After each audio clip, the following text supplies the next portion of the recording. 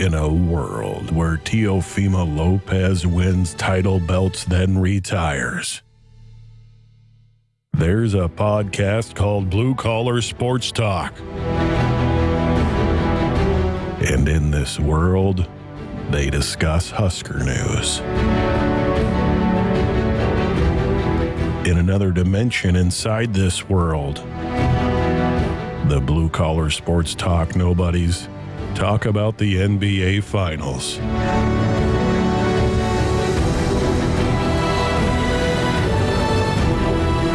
These nobodies slay the Dragon King, then go on to discuss the NHL Finals.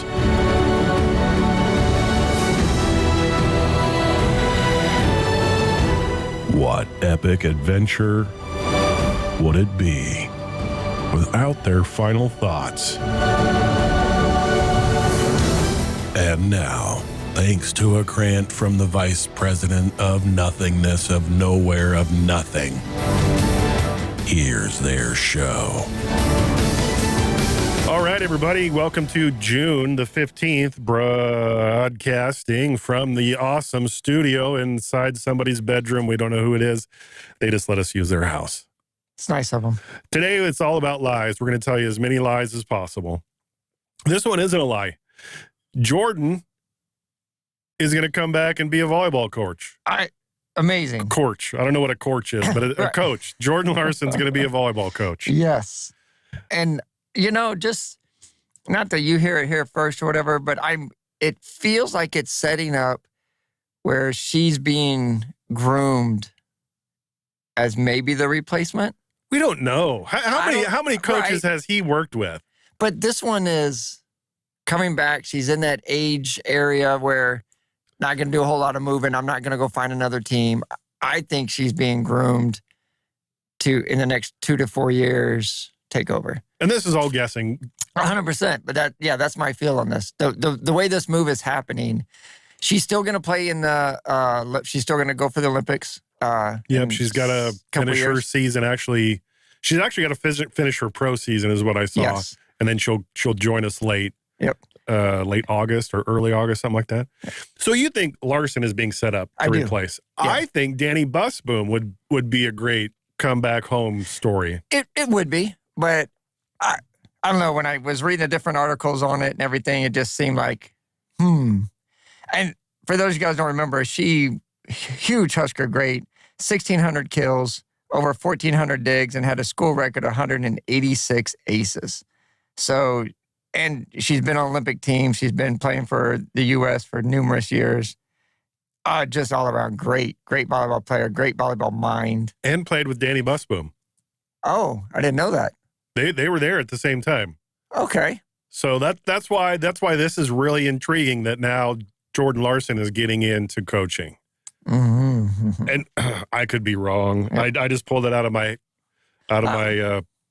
noggin that's really not worth a whole lot, that I'm almost positive that those two played together. Okay.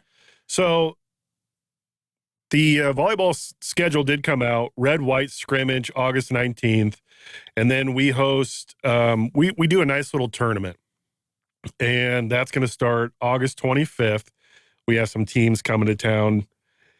And then after, let's see, Friday, August 25th, Saturday, August 26th, and then Sunday, August 27th, fast forward to the Wednesday volleyball day in Memorial Stadium, where we pack Memorial Stadium for volleyball. Yes, we will. So a fun start to the season there. A quick August 19th red-white scrimmage, 3-day tournament, and then just a huge explosion in Memorial Stadium of volleyball red. Cheers and hoots and hollers. So, also, another person coming home, not to coach, but to play softball, Jordy Ball. Yeah. I love it. I mean, she went and got her rings down in Oklahoma. She was amazing. She brings that to here. I mean, I say wants to come home, wants to. Yeah, Papillion native. Yep. We need so much pitching. I mean, I thought our bats were pretty decent this year. we definitely slacked them. We had one legit pitcher and then a bunch of mediocres. Man, if she can bring in and maybe bring in one more, we might get to see Nebraska women finally in the women's college softball. For Oklahoma, she had a 44-2 record and a 1 ERA. Yeah. Nuts. Whoa. And that's in 288 innings. I mean, that's not like just a weekend of pitching. No, right. That's a whole season or two. Yeah. And I mean, I hope she's ready, because when she does come here, she's going to be pitching almost every other day. In some of the games, she's probably going to pitch all 3 games against some of the really type elite teams that we play. So she's definitely got her work cut out for you, Jordy. Hit that gym, because they're going to ride you just like we took Mike Rozier all the way through. Welcome home, kiddo. I think that's amazing. So the baseball team had a bunch of awards given out. Country, I love it. Yeah, all across the country. And 2 names that stood out to me, and I took this right off of Huskers.com, Max Anderson and Bryce Matthews. They had 2 of the highest batting averages on the Huskers team this year. And Anderson, a Omaha native, finished with an average above 400. Which is bonkers. 414. Yeah. Just, I mean, in perspective, every 10 at-bats, he's getting 4 hits. And a lot of games he's getting more than that. The dude was a machine. Yeah, he was named to the 3rd-team All-American collegiate baseball team, and he also received 1st-team All-Central Region honors. So hats off to you, Mr. Anderson. He was the first player in the country to reach 100 hits. So, I mean, the kid's just lightning in a bottle when it comes to at the plate. Yes. And then the Bryce Matthews, he had a 359 average, 11 doubles, 2 triples, 20 home runs, 67 RBI. And the 2020, right? Yeah. 20 steals, 20 home runs, 20 stolen bases. Yeah. Wow. Yeah. 2020 club. What an honor. Yeah. And, I mean, our baseball team doesn't get a lot of love. I mean, we very rarely get any kind of national recognition here and there. And we got 2 guys, not just one, standout. We had 2 of them in there. So, a sign of things to come, hopefully. Also, I saw that Bolt added a couple more assistant coaches. We'll see what happens. Childress and I apologize if I'm saying your name wrong there, but Sirianni. And hopefully they will help. And on a side note that helps, maybe, who knows, the Maryland head coach, obviously Maryland took over the Big Ten. The Maryland head coach has left Maryland now and went to go take the Alabama job. So maybe that road gets a little easier. We'll see. Who knows? But yeah, big coach, and, wish him all the well, but kind of glad he won't be beating up on us anymore. So I know you wanted to discuss a little College World Series baseball. It is that time of year, so get ready for your tornado watches, thunderstorm rolling through here. Tomorrow, we get the first couple games, and then the next games will be Saturday. Those of you that don't know, you do have your SEC fill here, Florida, Tennessee, and LSU. TCU, the Big 12 champ, Virginia coming in as leading the league in batting average, team batting average. Wake Forest, the number 1 overall seed, has just been scoring runs like crazy. And Stanford. And your Cinderella, if you want to jump on the bandwagon of like the old Coastal Carolina team, is Oral Roberts. Somehow is still winning games and making it work. I have no idea. And they're making headlines because they had a couple of comeback wins. Like they're down 6 or 7, I think, in one of these games, and they came back to beat them. I'm like, what is going on? Right. So game 1 tomorrow, Oral Roberts TCU. That's around, believe it, 1 o'clock our time. And then the Virginia-Florida game will be the evening game. Tomorrow, Stanford, Wake Forest. And then game 4 will be Tennessee, LSU. And then it'll be open season, who plays who as far as losers and winners. For me, I'm pulling for Wake Forest, Virginia. I like them. Of course, I'd like to see Oral Roberts make some noise. But I like Wake Forest and Virginia a lot in this one. This is crazy.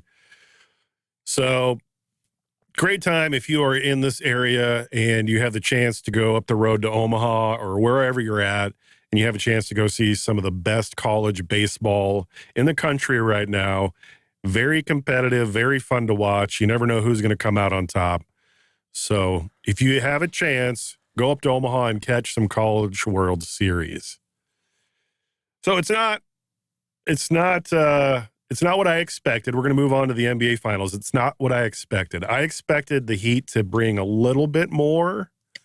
I was expecting 6-7 games is I think what I predicted. You had threw out 7. I only threw out 5 because I thought Denver was a better team. Hugely better. But honestly, that last game, Denver literally tried to give it back to Miami, let them win it. And Miami was like, no, dude, we're tired. You take it. And that was a very, oh my goodness, not great basketball. To be a game-clinching game for one team, another team fighting for their life. I really expected a 115-point game, all-out battle, guys coming in, locked in, ready to play. Neither team breaks 100. It was a defensive juggernaut because you say neither team broke 100. Neither team broke 95. But there was a lot of missed shots, a lot of we talked about it. Denver was 50% from the free throw line, 13 of 23, 56% from the free throw line. So no hands in their face. They're sitting up there. NBA Finals, that easily should be 19 of 23, 20 of 23, trying to get your team to win. And on the flip side, Miami was 14 of 16. So you got the shots there. Turnovers, Denver had 15 turnovers to 8. They made 1 3-pointer in the entire first half on 15 attempts. Worst percentage, by the way, ever in NBA Finals. Congratulations, world champions. You got that record. I watched as much on the replay as watching it. It just didn't look like an intense, oh my gosh, this is some good basketball. It was a weird game for the fact that the shooting percentages were so low. The Miami Heat finished with almost 26% from behind the 3-point line, and Denver was 18%. So it was a weird night for shooting. But if you wanted a defensively minded game to watch and a lot of back and forth, that was it. And when I was able to watch it, the first half, I honestly thought that Miami Heat was going to take it. At one point, the Heat were up. They had 49 points. Denver was at 39. And that was roughly around the time that Denver decided, you know what, we should start playing a little bit better. Yeah. And they did. Yeah, and Miami went into halftime with the lead, feeling good about themselves, I'm sure. But again, Denver didn't look like they wanted to finish it off. No, of course they wanted to finish it out. They're at home. Why not? And whatever was said from the third to the fourth quarter, Miami, I'm guessing, still was pretty fatigued and tired. And it was a 24-18 swing in the fourth quarter, enough to give them the win. But I was actually 50-38 in the second half for Denver. So all their starters, congratulations. There are some veterans on the team that I am so happy for. Right. DeAndre Jordan. Yeah.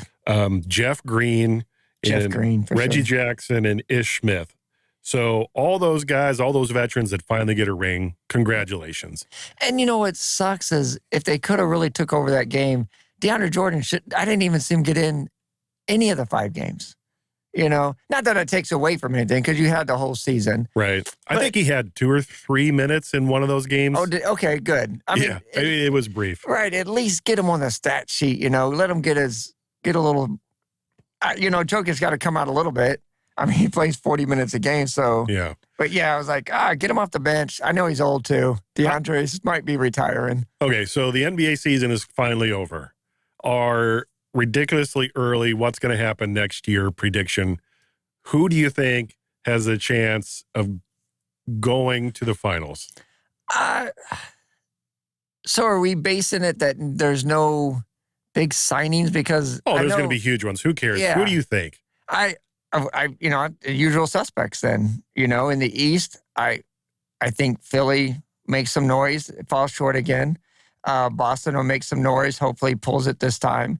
And they'll run into the Milwaukee Bucks, who I think just might get Bradley Beal. But that's another different conversation. I got you. So you think the Bucks go to the finals? Yeah, I mean, right now I can see the Bucks and Celtics in the East. I don't know who they're going to get to coach, and I'm not quite sure. They have several big free agents, so it depends on how they restack that team. But if you have Giannis on a team, you're going to make some noise. And I unfortunately, I don't see the Heat making a run like they did unless they make some moves. Also, the Atlanta Hawks. They're young. Snyder's a great coach. I love Coach Snyder. Again, way too early predictions. If I'm just looking at rosters now, how do you go against the Celtics and the Bucks with Philly still looking up to the two big brothers at the top? In the West, they say Denver, it's going to be hard to repeat. Well, of course it's hard to repeat. That's why it doesn't get done very often. But I think it'll be Phoenix and Denver. Phoenix plays a full season with Durant and Booker together. I'm unsure what the Chris Paul situation is going to be, but you know my opinion on that anyway. So whoever comes in and does it, I think Suns and Denver in the West. Denver, I think, just stays strong and comes down to those two. Right, and these are guesses. I get it. Right. So you're thinking potentially Boston or Milwaukee in the East, potentially Phoenix or Denver in the West. And I'm just throwing out 76ers and Kings. 76ers, new coach. Who knows? You never know what their new coach can get out of them. Nick Nurse did a great job getting everything he could out of the group when he was in Toronto. And the Kings, if they can figure out how to, continue what they did in the regular season into the playoffs and stay strong, they have a chance. 100%. And it's a guess. Yeah, everything I just said there, and James just said there is a guess. I love the Sacramento pick. Mainly, they learned a lot. I mean, a lot of those young guys in the playoffs, a meaningful playoff run. And I don't like using the word choke, but a lot of them didn't play like they should have down the stretch to close out the series. Is what it is, and hopefully they learned it. Yeah, I love Sacramento. Yeah, I hope that they make that push. My only thing is they got the crafty veterans in Phoenix and Denver. Oh, they do. That'd be tough. But if that young pup team can say, hey, let's run them out the gym like we had said during the playoffs, I would love to see Sacramento make a run. Right. And from now all the way through the draft, after the draft, into all the free agency stuff that can go on. Right. And all the people that be like, well, I want to trade. I don't want to stay here. I don't like this coach. All that stuff. There's going to be a lot of stuff going on. And who's the next to grab another big three or big two to go? And does someone try to make a super team when Denver, by the way, not a super team? Jamal Murray didn't even average 20 points a game. He barely has any all-star appearances. Aaron Gordon's never been an all-star, by the way, people. Hello. There is not a big three on this team. Although you watch them play as a big three. Aaron Gordon as a cohesive team. Right. Aaron Gordon was not an all-star. You look at Porter as a role player. Pope, role player. So your main superstar on that team was Jokic. That's it. Jamal Murray scored more during the playoffs than he did during the regular season. Shot better. Showed up when he was supposed to show up. So, yeah, I don't disagree that big three teams, whatever you want to call it, work. Obviously, we've seen it work, but it can also work the other way with team play. Look at Miami and Denver both. Right. So what you said reminded me of the quotes that I printed off for last week's show from Pat Riley. And it was the key to teamwork is to learn a role, accept a role, and strive to become excellent playing it. And Malone did that for every single person out there. He said, this is what I need you to do. This is what I need you to do. Some of those roles changed as the game advanced, but every single person on that team decided the greater good is what needs to be done. And how we talk up how great of a coach Eric Spoelstra is. Denver's coach, Malone, thank you. I would say Brown because in that last game, he had Brown and Brown in there together. Two young guys that, hey. But a lot of energy. Right, exactly. So that was a great coaching move. They were struggling, right. And he was like, you know what? I'm going to put these guys on one Brown going to handle the ball. Brown. It's going to make the cuts, do the little things off the ball. And it worked. Miami was chasing their tails because, oh my gosh, we have to run around and catch these two guys now. Yeah, I hope. And it worked. I hope Joe Mazur watched that and realized, oh gosh, if I would have tried Pritchard in there, Right. I wonder if that would have worked. Yes. Huh. Oh. I'm sure he doesn't sound like that, but the other Pat Riley quote, the most difficult thing for individuals to do when they become part of a team is to sacrifice. It is much easier to be selfish. Both sides. The Nuggets weren't selfish. The Heat weren't selfish. No. Neither side. And that's why they're in the finals. And it was fun. One last question about NBA, then we'll move on. What happens with Zion Williamson? Does some coach sit him down and talk to him like what they did with Nikola Jokic on a drive to wherever and talked about, well, if you want to be all these things, you need to hit the gym. You're good, but if you want to go from good to great, you need to do this, this, and this. You might need to lose some pounds. You need to be in better shape. Who is that coach to get Zion to listen to that? Great player. Honestly, I don't think it's a coach. It either has to be mom, has to be best friend, or it has to be his agent. Because it's funny you said that before I came over. The one thing I heard was the exact from our Wendy guy. He said Zion's value is not high right now. It's the lowest it's ever been. Right. So that tells. So I'm hoping mom, his agent, whoever is saying Zion, dude, you're not going to get a contract that you probably deserve because when you are on the court, you are one of the best power forwards in the game. There's no denying that. But you have played in less than 40% of the games that you should be playing. Not half. Below that. We're like below, I think it's like 36, 37% of the games you have been available for. No one pays millions for that. So to me, it has to be someone close to him.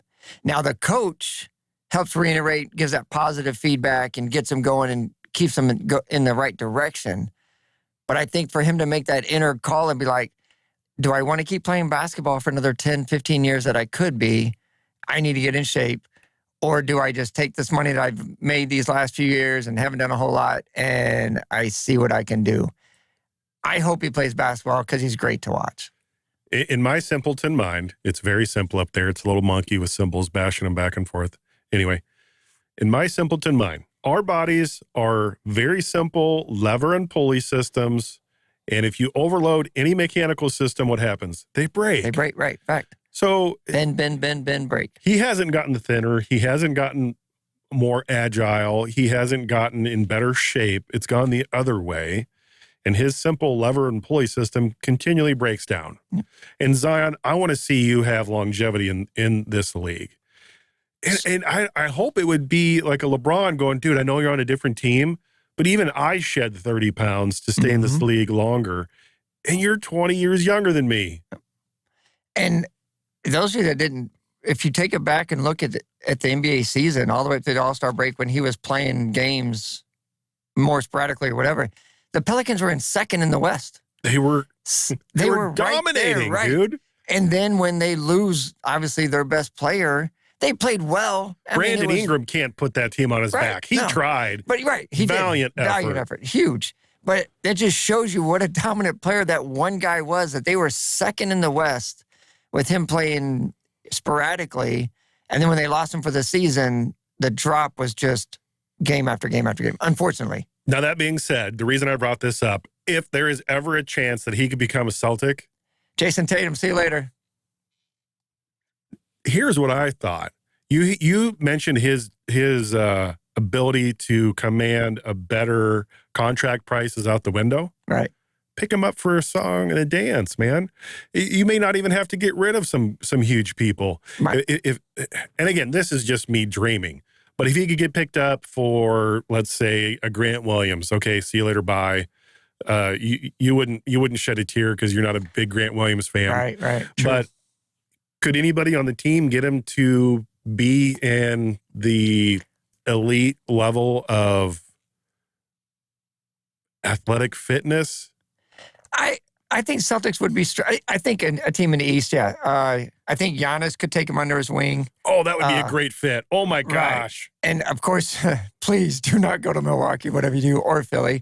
But yeah, in Embiid, Tatum Brown, if he went to the Celtics and you have Horford stays there, but even like a Marcus Smart, Brown, Tatum, hey, we're going to hit the gym together. The four of us, we're going to become four amigos. We're going to gym it together. We're going to eat right together. We're going to push it through. And on the other side, because what it comes down is if they're going out to eat with him and going to the different places, they can reel him in like, yo, dog, let's throw that shake. No, don't order the fourth shake. The second was fine. Let's not order. No, put the cheesecake back, buddy. You don't need 14 cheesecakes. What are you doing? It's called the whole cake then. It's not even slices. Yeah, get them the salad. Right. So, yeah, if they're going out together and working together and keeping each other in check like a workout buddy, I think the Celtics, Philly, the Bucks have those people that comes under his wing. It would be huge and be great for him. Right now, he's the alpha on the Pelicans. No one's telling him no. He needs to go to a team that has a couple of alphas that will say, dude, no to the cheesecake. Yeah, that's going to be tough. So we are going to put a pin in the NBA talk for this section of Blue Collar Sports Talk. And I've got a short list here of success stories that got to a title in their respective sports after coming on as an expansion. So the Milwaukee Bucks, their first NBA season is 68, and 3 years later had a title. Arizona Diamondbacks, first MLB season, 1998. Yeah, the time to a title, 4 years. Yep, Randy Johnson. Baltimore Ravens, first NFL year, 1996. Time to a title, 5 years. And on that, you realize that would have been Cleveland Browns. That's, and those Browns fans, that's our championship. But it wasn't. No, really not. Edmonton Oilers, first NHL season, 1979. Time to title, 5 years. Florida Marlins, first MLB season, 1993. Time to the title, 5 years. Man, that's nuts. And now that brings us to the Vegas Knights. They took 6 years as an expansion team and won it in 23. And they did it throwing everything to the side and the whole defense wins championships. No, dude, we're going to outscore everyone. And also, if you follow hockey, you know that if you're an expansion team, they give you a little bit of an upper hand when it comes to picks in the draft and whatnot. Yeah. So their first inaugural year, they made it to isn't their inaugural year they made it to the finals? I want to say the West Finals. Was it the finals? They made it really far. Yeah. But you're right. The way the expansion drafts are, especially back to the Carolina Jacksonville Jaguar days when they came in, you're given some pick of the litter of some teams, players, so you don't have to start. And it makes sense. It's an expansion team. If you come in at bottom of the league and you're not winning, you're not getting a lot of fan support. But if you can start winning early right away, like the teams you just mentioned, huge for the fan base, for the money coming in to keep it strong. Every team starts in the red. Just get you in the black really quick winning. So, and yeah, the Golden Knights did it with offense. So we talk about how Denver didn't really want to take control of the game and win it. The Panthers, 2 goals in the first, 2-0. Second period, outscored them 4-1. And even in the third period, it's wrapped up. It's pretty much 6-1. They outscored them in the third also 3-2, winning the game 9-3 to clinch it at home. You imagine you're a Vegas Knight fan, you're at the game, it's clinching. It's not a 1-1 shootout. It's not a 2-1 defensive snooze. They gave their fans 9 goals in a series-clinching game, winning the title at home. They gave their fans 9 goals. That is awesome. For the Panthers, Matthew Tkachuk, man, that guy is an Iron Man. So he can only be on the ice for so long, right? He broke his sternum in Game 3. He needed help getting dressed in Game 4, and somehow he still played with a broken sternum. He didn't play Game 5, and that was kind of what in my mind, allowed Vegas to have the night that they did. But, dude, playing an entire hockey game with a broken sternum, are you kidding me? Yeah, that's nuts. But again, hats off to you Vegas Knights and all you Vegas Knights fans. Yep. They did a great job. 26 goals, by the way, those 5 games. 26 goals. Yeah, the overs were set at 5.5 for the last game, and Vegas had it all by themselves with 9. We'll blow that right off the doors. Wow. Yeah. I mean, 5 games, 26 goals, 5 goals a game. You just don't see that in championship hockey, which normally the 3-2, 2-3 games, 2-1. It was great. Offense wins. We all know defense wins. You got to be able to stop them. I would say Vegas defense did well, but Carolina didn't come in lighting up the lamp to begin with. So I honestly want to say it's their evenness across all lines to have them have just amazing offense, because every single game, they got outshot. Yep. So who do you think gets there next year? The New Jersey Devils, of course. Yeah. I was going to say it's and you said the usual suspects for NBA. So Vegas Knights, New Jersey Devils, Colorado Avalanche, Edmonton Oilers. Man, if they get a couple pieces, and the Panthers, if Tkachuk is healthy, all their ones. goaltending's super. And Carolina, gosh, Carolina made a lot of noise. The one thing I would kind of watch out for is the Bruins having a slide. Obviously, the best team in NHL, record-setting points, games, blah, blah, blah, blah. Choked in the first round. I'll call it a choke. And it was a choke. There's a good chance that they might be middle of the road next year. Let me walk that back. It was part choke, part we're tired, man. Right. We gave it everything in the season. We don't have anything left in the tank for the playoffs. So I hope they think about that to get back there. Can I flip to the NBA real quick? Go for it. You remember what you had said before is, like, Jokic, when he was talking about the MVP, he had bigger thoughts. So he rested, sat out a couple games towards the end, while Embiid pushed at the end of this season, even scoring off, 50 against Boston late in the season, one of the last few games. Oh, there's your, Doc Rivers, that's your MVP. That, it's over, blah, blah, blah. Meanwhile, who cares about the MVP? Right. Meanwhile, Jokic's like, dude, you can have it. I won an NBA title. Same thing. Boston pushes to get this single season record, and then you're out in the first round. How well does that go for you? You got beat by the number 8 seed. Granted, that 8 seed was in the finals. I get it. But that should have never have happened. Never. It's never about the regular season. You do the regular season, but it's obviously about winning championships. So I bet they would love to reset that. I would think they'd want to reset that. Oh, wow. Yeah. And again, great NBA finals, great NHL finals. Stuff happened that you didn't expect. Milwaukee Bucks getting bounced in the first. Boston Bruins getting bounced in the first. And all the way through the finals, amazing play in hockey and in basketball. Fact. So we're going to move on, and we're going to try and give you folks something to laugh about over the next coming weeks here. And the reason I set it up that way is that it's more predictions. Right. We're going to talk about NFL. And everybody has their team. Everybody has their view on what's going to happen. And we're not going to talk about their division, but the reason I bring this up is the Jets. No one knows what's going to happen. No. Are they going to have the season like years ago when Brett Favre came in and rejuvenated them? Maybe, maybe not. Yep. But it makes great discussions. It does. And I know you guys out there, I feel for you. We all miss football. The closer it gets, the more we see about these mini camps and meetings and all that. We're getting itchy. So yeah, we're going to, each week we'll bring you another division. And when we get to yours, give us some feedback. If you want yours next, send a little comment and say, hey, do this division next, and we'll hook it up. Today we went with the AFC North. No particular reason. Neither, it just was a random pick. So we got the AFC North division today that we're going to be talking about. So I sent Roger a text to see if he wanted to join us, and he's still working on a bunch of stuff. And he's a little too busy in the morning.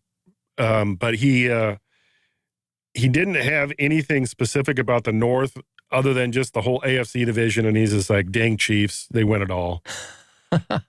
And all right, well, Roger, come NFC West, you need to make an appearance, buddy.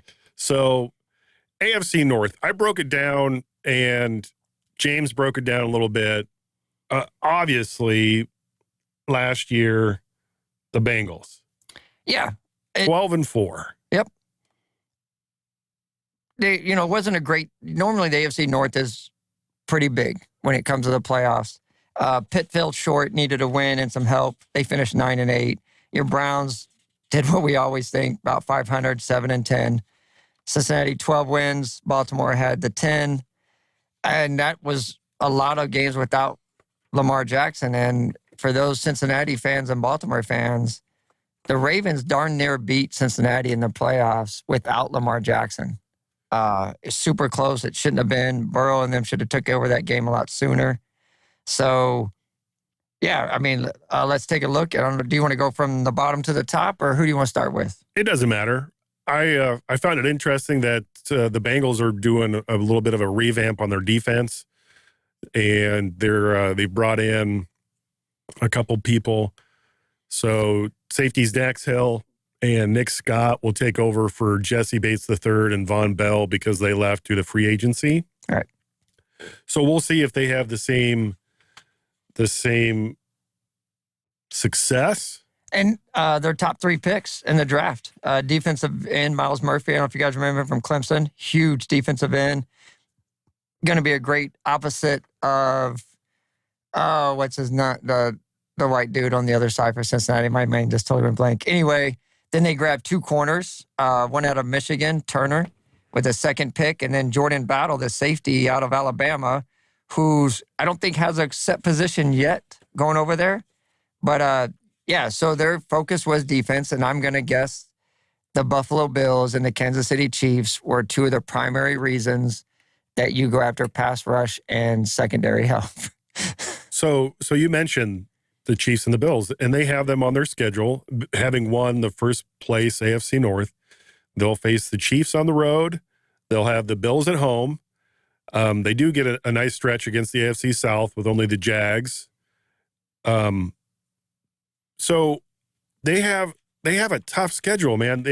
Oh, yeah, when you're in first, yeah, you're going to get that first place schedule. Fact. Vikings week 15, Steelers week 16, Chiefs week 17, Browns week 18. But I still have them picking. I still have them picked to win their division with 12 wins. Oh, okay. I do not. I do like, for you Big Ten fans out there that we are, Chase Brown out of Illinois was their 5th round pick. They do need to work on that running game. I'm not sure with Mixon's off-field stuff going on if he returns next year.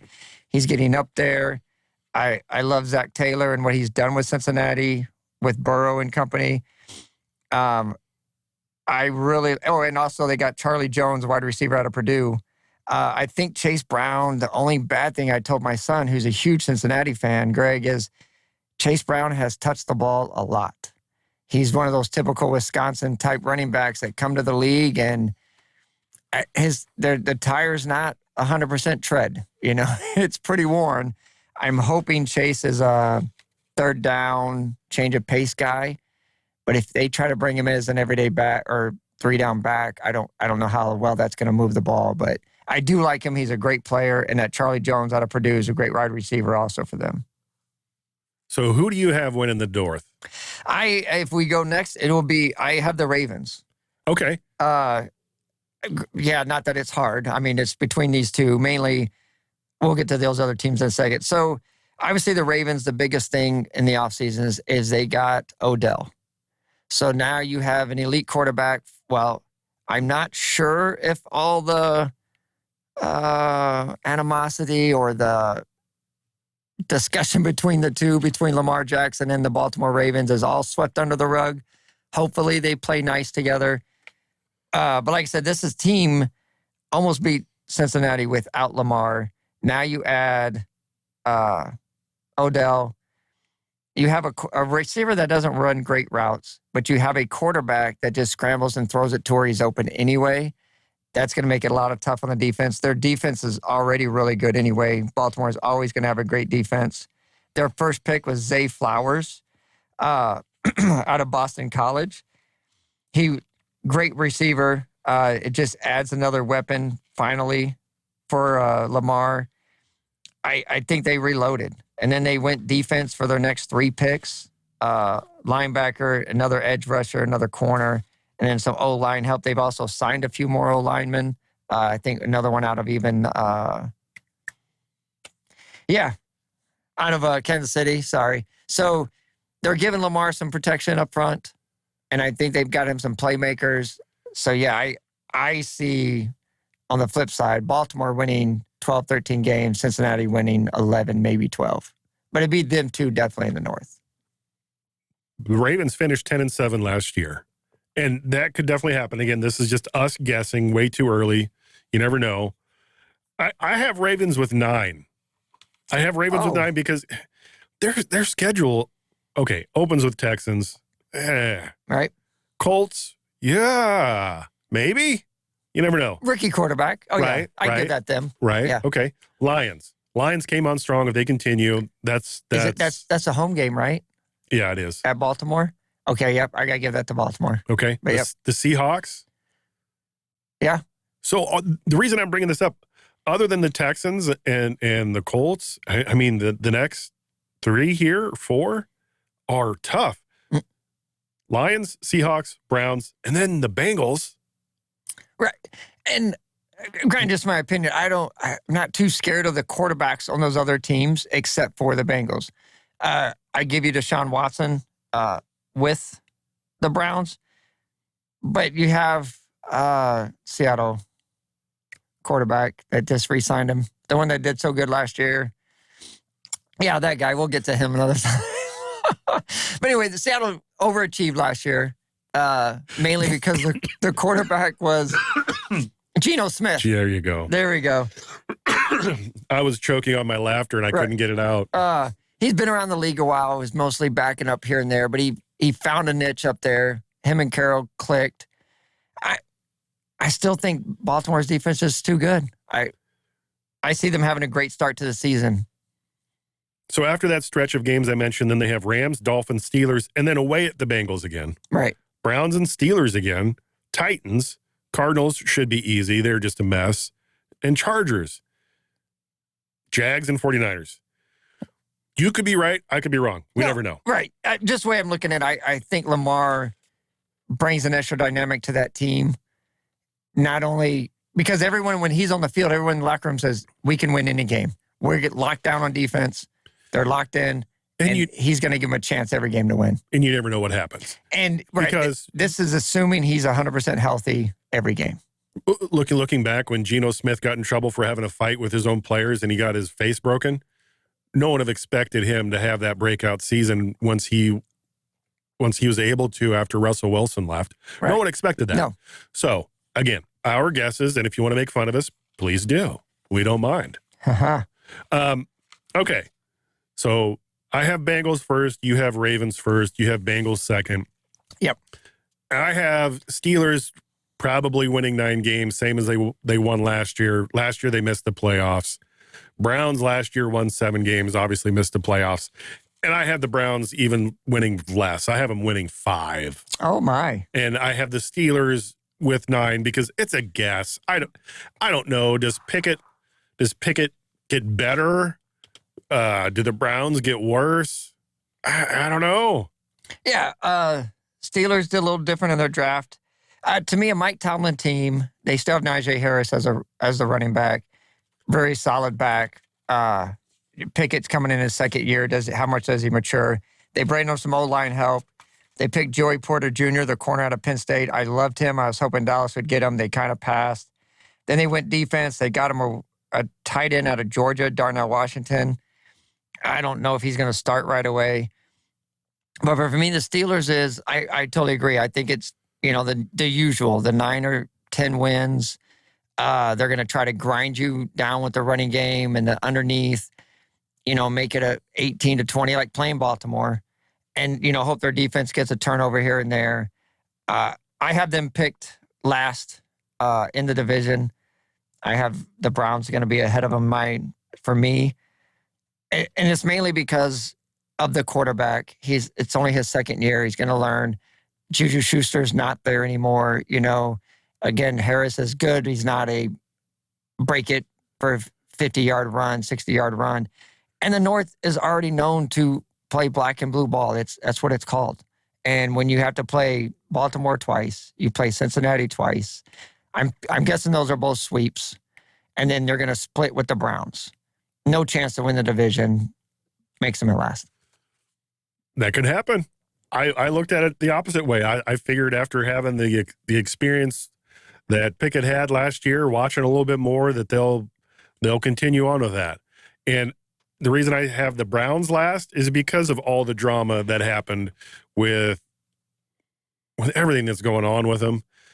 I don't know. They should be better than they are, and it's been kind of the same repeat story with every single quarterback that has been with the Browns, and for the last 10, 15 years. Oh, you want them to be good? Oh, we're not. Oh, we're going to bring in a great player. Oh, you didn't do anything. Oh, we got a new coach. We're going to be great. You had 2 or 3 wins.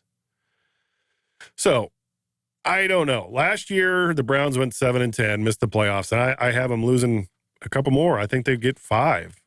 But even Sports Illustrated and ESPN have them winning 7 and 8 games, somewhere in that. So, again, I'm probably wrong because this is a guess. Oh, yeah, 100%. Yeah.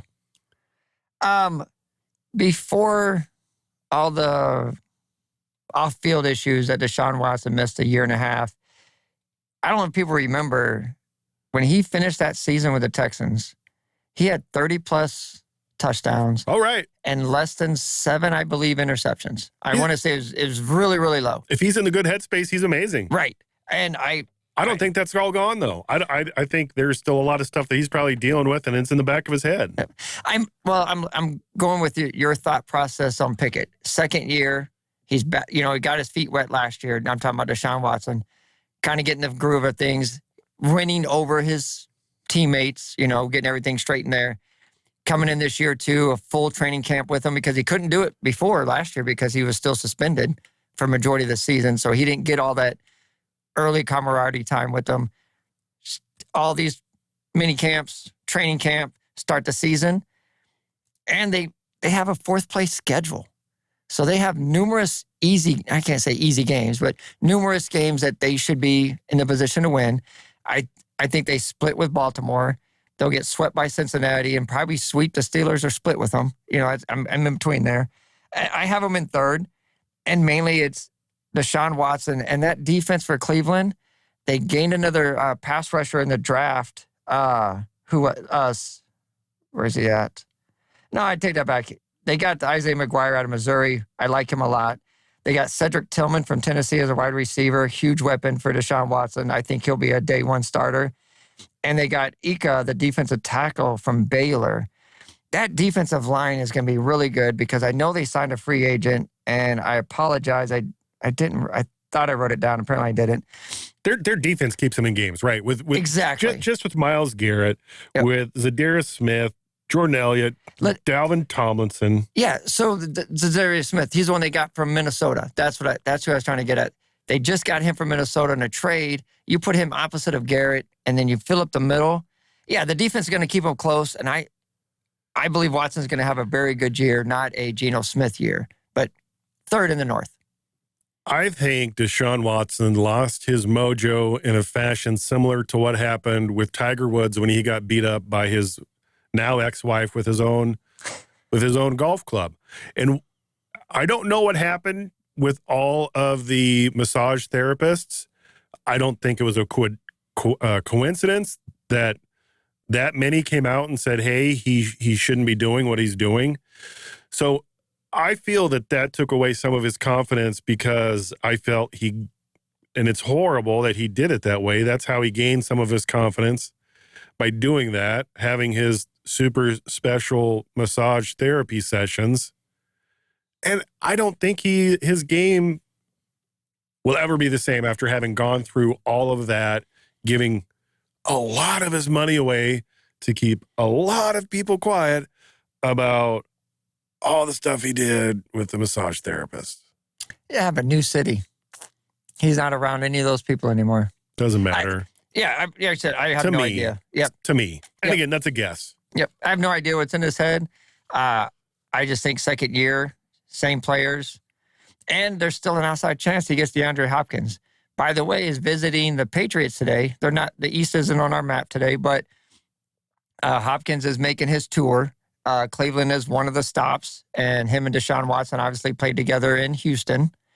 If he gets DeAndre Hopkins, Cincinnati and, in my opinion, of course, Cincinnati and Baltimore might want to be on the lookout for Cleveland winning 11, 12 games.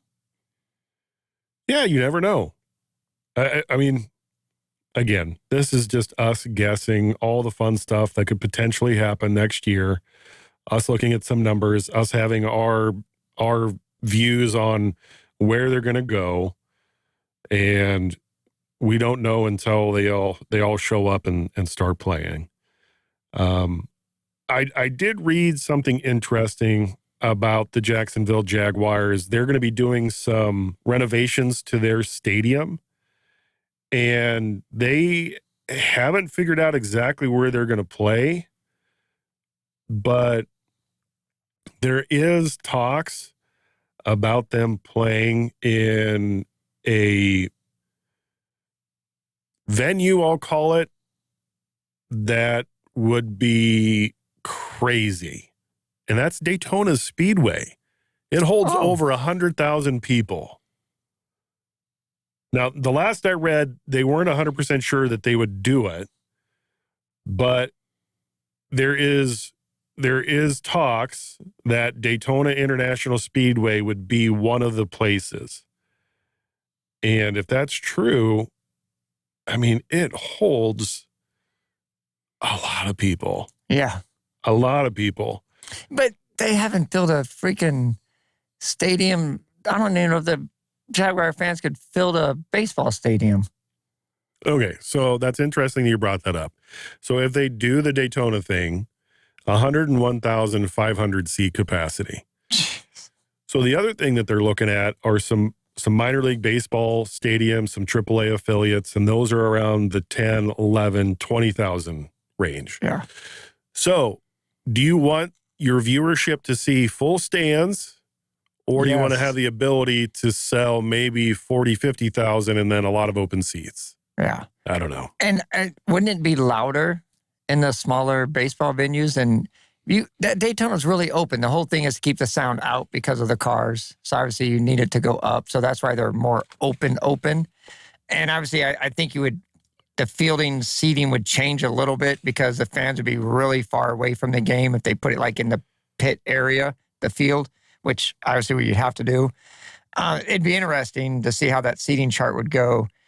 But yeah, I'm looking for a 30-40 because, like I said, I'd be surprised if Jacksonville averaged more than 9,000 a game until they started winning and make the playoffs. And then they obviously sold seats. But regular season games, dude, there was no one there.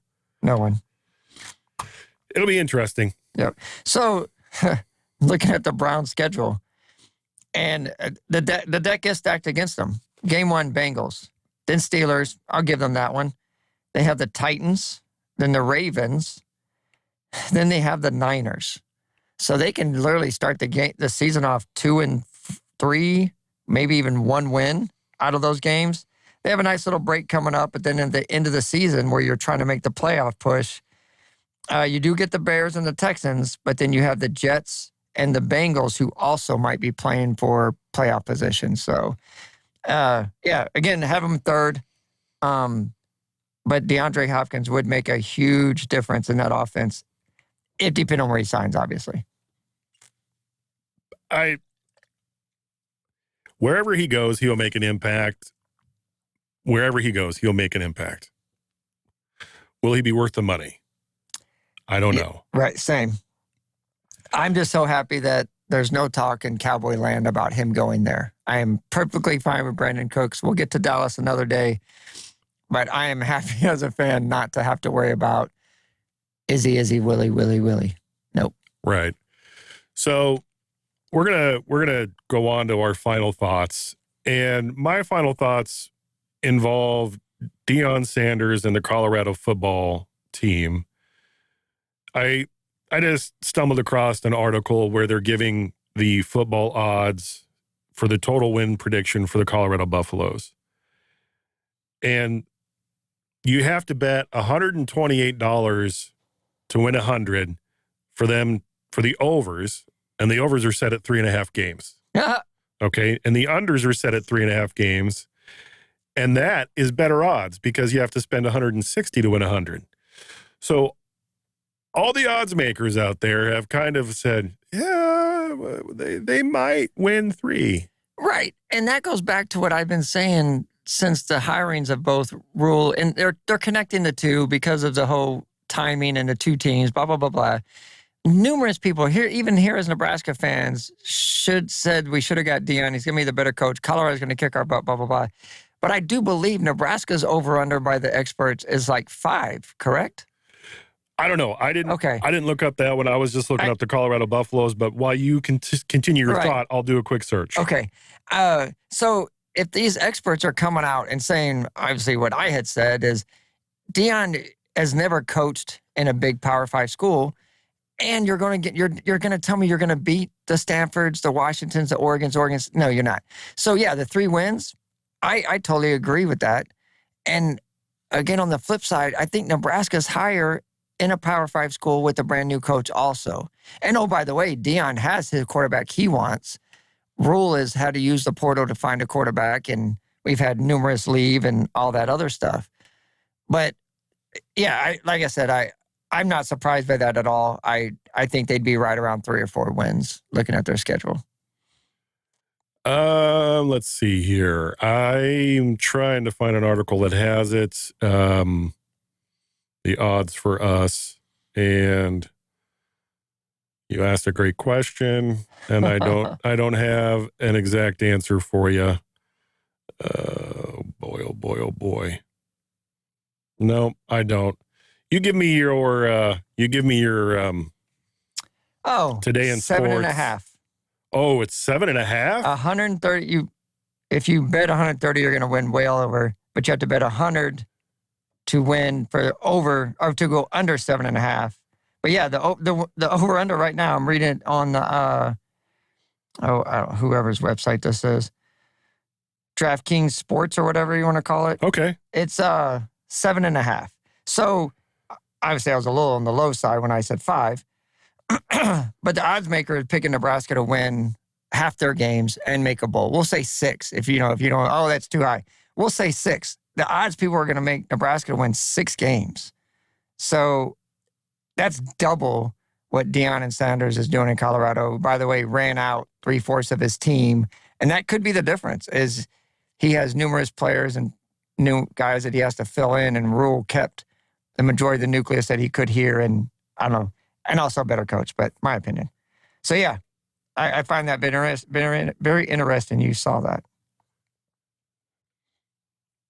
All right, today in sports. Yeah, so I usually don't try to go all the way back to the 1920s, but as a Yankees fan, last night, Kiner Falefa stole home plate for the Yankees.